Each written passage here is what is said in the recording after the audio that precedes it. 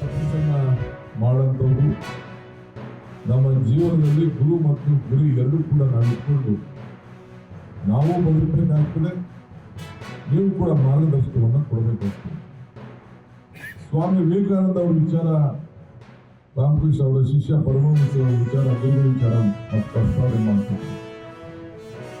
ಅವರು ಎಲ್ಲರಿಗೂ ಕೂಡ ಅವರ ಪಾಠ ಯಾವ ಸಂದರ್ಭದಲ್ಲೂ ಕೂಡ ನಾನು ಅನ್ನೋ ಒಂದು ಪದವನ್ನ ತೆಗೆದಾಕಿ, ನಾನು ಅನ್ನೋದು ನಾನೇ ಎಲ್ಲ ತೆಗೆದಾಕಿ ಪ್ರತಿ ಹಂತದಲ್ಲೂ ಕೂಡ ನಾವು ಅನ್ನೋದನ್ನ ಒಂದು ವಿಚಾರವನ್ನು ಮಾಡಿ ಆಗ ಯಾರು ಅದನ್ನ ಕಲಿಸ್ಕೊಡ್ತಾರೆ ಪ್ರತಿಯೊಬ್ಬ ವ್ಯಕ್ತಿಗೂ ಕೂಡ ಅಲ್ಲೇ ಅವನ ಶ್ರೇಷ್ಠತೆ ಎಲ್ಲ ಕಾಣ್ತದೆ ಅನ್ನೋದು ಕೂಡ ವಿವೇಕಾನಂದರು ಹೇಳಿದ್ರು ಅನ್ನೋದನ್ನು ನಾವೆಲ್ಲ ಇತಿಹಾಸ ಪುಸ್ತಕದಲ್ಲಿ ನಾವು ನೋಡಿದ್ದೇವೆ.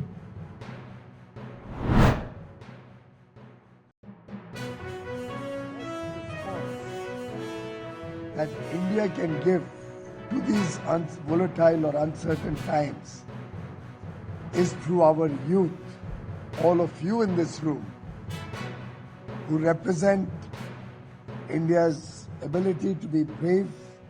And when I say a brave Yuva, I'm talking of a bold Yuva. I'm talking of the relentless pursuit of excellence that our Yuva have. I'm talking of your agility to face different circumstances. I'm looking at your vision that you will lead the country to Viksit Bharat 2047. And I'm looking at your ability to execute in this complex world, to execute big challenges, to execute big projects, big outcomes. And I have no doubt in my mind that your studies at the IIFT would have prepared you for facing the world far smarter and better than probably any other institute, particularly in the field of international trade and commerce.